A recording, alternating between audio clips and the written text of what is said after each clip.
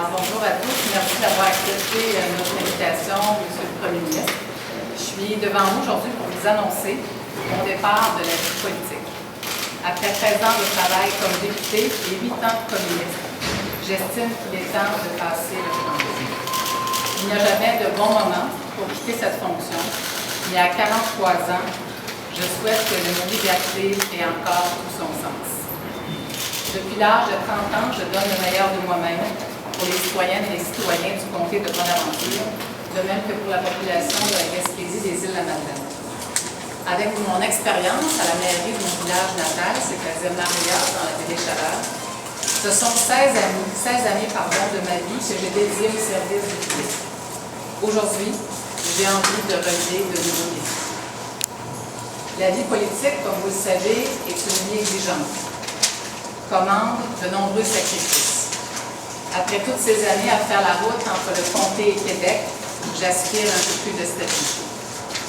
Rassurez-vous, je quitte dans la sérénité.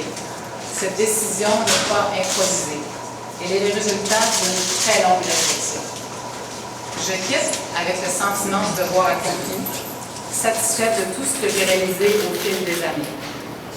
Les réalisations d'ailleurs qui me rendent les plus fières sont assurément celles que j'ai faites pour le comté de Bonaventure et la région.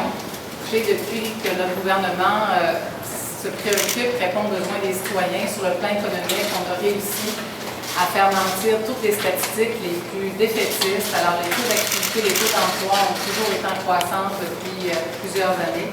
Et ça, j'en suis très fière. Une autre réalisation dont je suis fière, c'est l'entente sur le partenariat fiscal et financier avec les municipalités. On s'en souviendra, M. le Premier ministre, évidemment, une entente entièrement négociée, signée avec le milieu municipal. C'était une première à l'époque et ça demeure toujours une première à ce jour.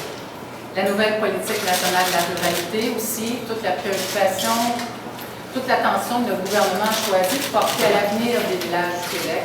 La nouvelle loi sur les forêts qui a été adoptée à l'unanimité à l'Assemblée nationale, c'est une autre grande révolution auquel notre gouvernement, évidemment, a convié l'ensemble des citoyens du Québec quant à la gestion de leur territoire forestier.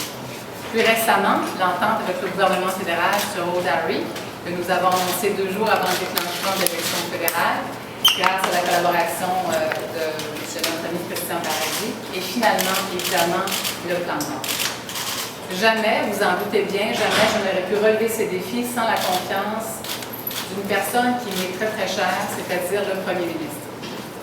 Tout ce que j'ai appris de la vie politique, c'est M. Charest qui l'a enseigné. Pour tout ce savoir et cet apprentissage, je vous dis aujourd'hui, M. Charest, merci, et toujours je vous serai reconnaissant.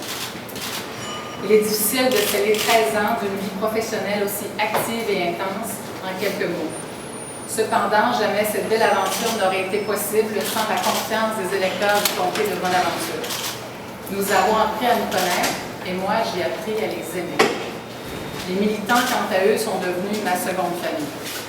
Depuis mon premier jour de campagne, toujours leur loyauté, leur dévouement et leur affection ont été au rendez-vous. Cette expérience demeurera à jamais inoubliable. Jamais une profession ne m'a apporté autant sur le plan humain et sur le plan intellectuel. Malgré les sarcasmes ambiants sur la fonction de député, je continue de croire qu'il s'agit d'un des plus beaux métiers. Je demeure confiante pour l'avenir que cette profession sera retrouvée en quelque sorte ses lettres de noblesse. Il en va de la santé et de la pérennité de notre démocratie.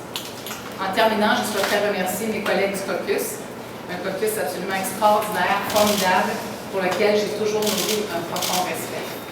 À mon équipe de cabinet de comté, chers amis, 1000 fois merci. À mes 2 infatigables compagnons de route qui sont d'ailleurs avec nous ici aujourd'hui, Simone et Bruno, aujourd'hui, je vous lève mon chapeau. Merci de votre attention.